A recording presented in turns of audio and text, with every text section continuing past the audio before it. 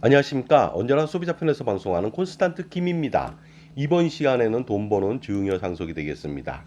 혼인공제, 출산공제가 2024년도부터는요, 1억 원까지 해주고 있거든요. 자, 그런데 혼인공제하고 출산공제 효과적으로 받는 방법에 대해서 말씀 나누겠습니다.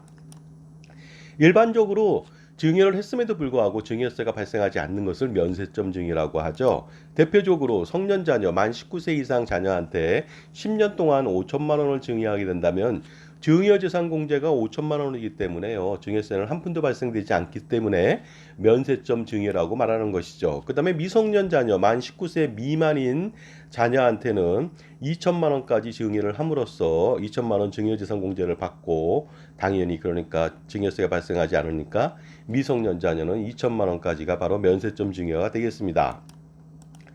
따라서 부모님이 어떻습니까? 이럴 때도요. 부모님이 증여하는 것보다는 조부모님이 증여하는 것이 훨씬 더 유리합니다. 그러니까 아버지가 자녀한테 5천만 원 증여하는 것보다는요. 할아버지가 손자녀한테 5천만 원 증여하는 것이 훨씬 더 유리하다는 말씀을 드리겠습니다.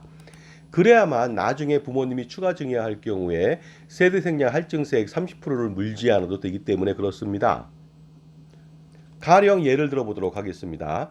조부모님이 5천만 원을 증여한 이후에 부모님이 5천만 원을 추가 증여했다고 가정해 보도록 하겠습니다. 이랬을 때요.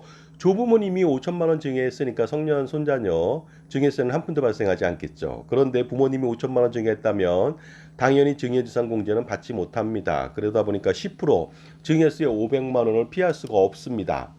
하지만 부모님이 5천만 원을 먼저 증여했다. 당연히 증여세가 없겠죠. 그런 다음에 조부모님이 혹시라도 5천만 원을 손자녀한테 증여했다면 증여세는 500만 원이 나오지만 세대생량 할증세액 30% 150만 원 플러스 하니까 토탈 650만 원을 피할 수 없으니까 어떻습니까? 당연히 면세점 증여를 하더라도 조부모님이 먼저 증여하는 것이 더 유리하겠죠. 자, 이번에는 결혼 공제를 알아보도록 하겠습니다. 혼인신고일로부터요, 2년 전후 신랑 신부한테 각각 1억 원을 증여하더라도 1억 원을 추가 증여재산 공제를 해주기 때문에 면세점 증여가 가능한 것이 되겠습니다. 따라서 신랑 신부는 각자 결혼으로 인해서 각자 부모님으로부터 1억 원을 공짜로 증여받을 수가 있습니다. 그렇게 된다면 신랑 신부는 전체적으로 2억 원을 면세점 증여로 받을 수가 있겠죠. 자, 그런데 이때 혼인이라고 하는 것은 초혼이든 재혼이든 삼혼이든 모두 관계없이 다 가능합니다. 다만 사실혼 관계는 지원 못 받으니까 주의할 필요가 있겠죠. 이때도요, 중요한 게 있습니다. 부모님이 아닌 조부모님이 그 결혼 혼인 공제를 통해서 1억 원을 증여해 준다면 아주 효과적인 것이 되겠습니다. 그렇게 해야만 조부모님이 결혼하는 손자녀한테 돈을 지급해야만 1억 원을 지급해야만 노노상속을 피할 수 있습니다. 여기서 노노상속이라고 하는 것은 할아버지가 95세에 돌아가시면 아들, 딸도 70세 이상이 되거든요. 그렇게 된다면 또다시 아들, 딸의 2차 상속세 부담이 생기니까 노노상속이 연달아 이어지거든요. 이럴 때는 손자녀한테 증여를 하게 된다면 노노상속을 피할 수가 있고요. 그 다음에 손자녀한테 증여를 하게 된다면 증여 후 5년이 경과된다면 상속재산에서 제외되니까 어떻습니까? 상속세를 또한 피할 수가 있겠죠. 그렇기 때문에 결혼했을 때 혼인공제를 위한 증여재산공제 추가 1억 원에 대해서도 부모님이 증여하는 것이 아니고요. 조부모님이 증여하는 것이 훨씬 더 유리하다는 말씀을 드리겠습니다. 그래서요, 혼인을 하게 된다면은요, 부모님이 아니라 조부모님, 할아버지, 할머니가 1억 5천을 증여하더라도 증여세는 한 푼도 발생하지 않겠죠. 왜냐하면 혼인공제 추가로 1억 원이고요, 10년 동안의 증여재산공제에 5천만 원 하니까 총 1억 5천을 증여하더라도 어떻습니까? 증여세는 한 푼도 없겠죠. 그러다 보니까 신랑 신부가 총 3억 원을 증여받더라도 증여세는 한 푼도 발생하지 않는 면세점 증여가 바로 이루어지는 것이 되겠습니다. 물론 이때도요. 3억 원만 증여하는 것이 아니라 자산이 어느 정도 있다면 마중물 증여를 할 필요가 있습니다. 즉 조부모님이 그 1억 5천을 증여하는 것이 아니고요. 6억 5천을 증여하는 것입니다. 그렇게 된다면 1억 5천 증여재산 공제를 받고요. 5억 원에 대해서 9천만 원, 그 다음에 세대생량 할증세액 30% 포함하니까 1억 1,700만 원의 비교적 적은 증여세를 물고 6억 5천만 원이라고 하는 엄청난 증여재산을 넘길 수 있는 장점이 됩니다. 그리고 또한 재산이 더 많을 경우에는 마중물 증여를 더 할 필요가 있겠습니다. 그러다 보니까요, 조부모님이 6억 5천이 아니라 11억 5천을 증여할 수도 있겠죠. 그러면은 1억 5천만 원 증여재산 공제받고 10억 원에 대해서 그 증여세는 2억 4천이고요. 세대생략 할증세액 30% 포함한다면 3억 1,200만 원 정도가 들어가게 됩니다. 비교적 어떻습니까? 많은 재산을 이전시키고도 증여세는 얼마 되지 않습니다. 자, 그런데요. 결혼한 지 오래됐습니다. 혼인공제는 2년 전후거든요. 혼인한 날로부터. 그러다 보니까 2년이 넘었어요. 결혼한 지 한 5년 됐다고 가정해 보도록 하겠습니다. 이렇게 된다면 혼인공제를 절대로 받을 수가 없거든요. 그러다 보니까 이때는 좀 다른 방법을 선택할 필요가 있겠죠. 자, 지금까지 제 정보가 도움이 되신다면 무료 구독하고 좋아요 부탁드리고요. 특히 멤버십 회원가입을 통해서 보다 다양한 혜택을 받아보시기 바랍니다. 그 현재 콘스탄트 김의 절세 비법 노하우가 들어있는 동영상 프리미엄 서비스가 400여 편 있거든요. 앞으로 점점 많아지겠죠. 그 프리미엄 서비스를 통해서 여러분 습득하셔서 절세 기법을 습득하셔갖고 수억 원 내지 수십억 원 아니면 그 이상의 절세를 해보시기 바랍니다. 하지만 결혼한 지 5년이 지났다면요. 혼인공제는 못 받더라도 출산공제는 가능합니다. 첫째를 낳던가 둘째를 낳던가 셋째를 낳던가 아니면 그 이상을 낳던가 관계없이요. 2024년도 1월 1일 이후 출생을 했다면 1인당 1억 원의 공제가 가능한 것이 되겠습니다. 이때 출산공제는요, 출산아, 태어난 아이가 공제받는 것이 아닙니다. 출산을 시킨 부모님이 공제를 받는 것이 되겠습니다. 또한 여기서 말하는 출산은요, 출산을 하지 않아도 입양도 마찬가지로 출산공제 1억 원이 가능합니다. 그리고요, 출산공제도 혼인공제와 마찬가지가 되겠습니다. 엄마 아빠가 각자 출산공제로 1억 원씩 공제가 가능합니다. 그러다 보니까 2억 원까지 공제가 가능하겠죠. 그리고 10년 단위 면세점 증여 5천만 원 합친다면 마찬가지로 1억 5천씩 총 3억 원 공제가 가능할 것으로 보입니다. 그런데요, 시부모님 또는 장인 장모님께서 어떻습니까? 만약에 그 출산공제로 사위나 며느리한테 증여를 하게 된다면 이때는 출산공제를 받을 수가 없습니다. 왜냐면요. 사위가 장인 장모님한테 1억 원을 받을 수는 없어요. 왜냐하면 직계존속이 아니거든요. 며느리가 시부모님으로부터 출산해서 고맙다고 1억 원을 증여받을 수는 없습니다. 그것은 공제가 안 됩니다. 바로 시부모님도 며느리한테는 직계존속이 아니라 기타 인척이 되기 때문에 그렇습니다. 물론 혼인공제하고 출산공제는 중복적으로 적용하지 않습니다. 그러다 보니까 뭐 출산하고 혼인하고 1억 원씩 2억 원을 공제받는 게 아니라 1인당 신랑인 경우에 1억 원만 공제받는다는 것이 되겠습니다. 신부도 마찬가지가 되겠죠. 이때도요. 자녀 출산을 하게 된다면 조부모님이 1억 5천을 증여하더라도 증여세는 발생하지 않겠죠. 따라서 어떻습니까? 출산 지원금이라고 해서 축하금이라고 해서 부모님이 증여하는 것보다는 조부모님이 증여하는 것이 좋겠죠. 그러다 보니까 엄마 아빠는 출산을 하고 총 3억 원의 증여를 받아서 면세점 증여가 가능합니다. 그러니까 어떻습니까?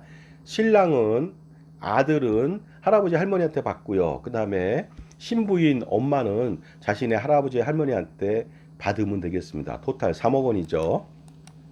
물론 이때도 마중물 증여를 할 필요가 있겠죠. 그러다 보니까 조부모님이 1억 5천만 딸랑 증여하는 것이 아니라 재산이 많다면 6억 5천 증여해서요.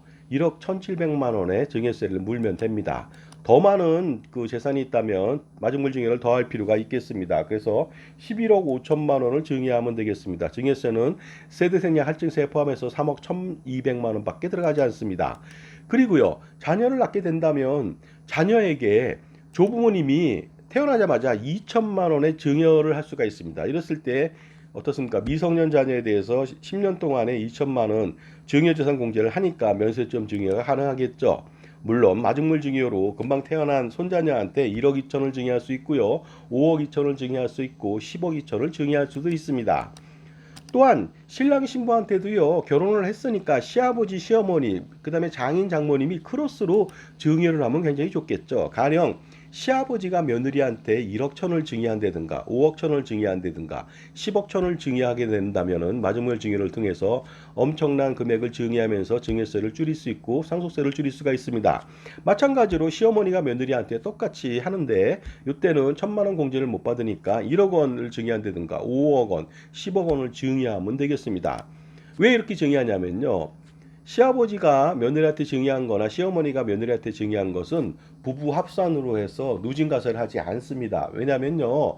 동일인으로 보는 그 부부는요. 직계 존속인 부부인 경우만 해당됩니다. 따라서 자기한테 할아버지 할머니라든가 아버지 어머니 이랬을 때만 합산해서 적용하지 며느리 입장에서 시부모님은 직계 존속이 아니라고 말씀드렸습니다. 반대로 어떻습니까? 당연히 장인 장모님도 사위한테 증여하면 똑같아지겠죠. 따라서 이런 경우 합산해서 누진과세하지 않으니까 엄청나게 증여세를 줄이고 상속세를 또 엄청나게 줄일 수가 있습니다. 장인 장모님 역시 마찬가지로 사위한테 똑같이 증여할 수 있겠죠.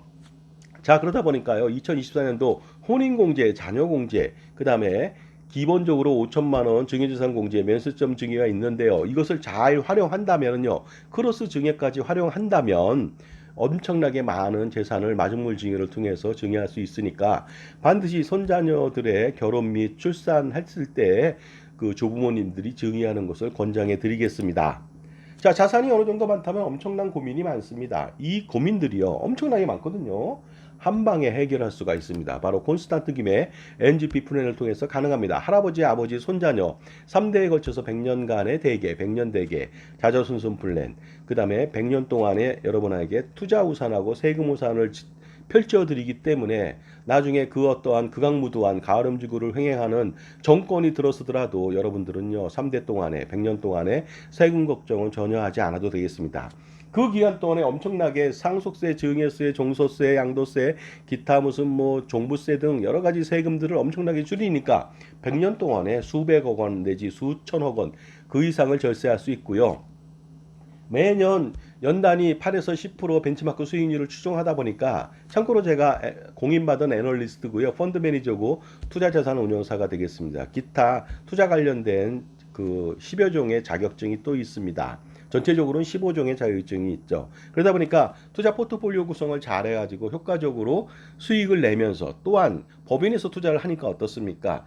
그 투자 수익 소득에 대해서 종소세를 내지 않고 건보료도 내지 않고요. 그다음에 법인세라고 하는 비교적 낮은 세율을 부담하니까 아주 효과적인 플랜이 되겠습니다. 따라서 여러분들 콘스탄트 김의 NGP 플랜을 반드시 실행할 필요가 있겠죠. 그러려면 콘스탄트 김의 NGP 플랜 세미나에 한번 참석해 보시기 바랍니다.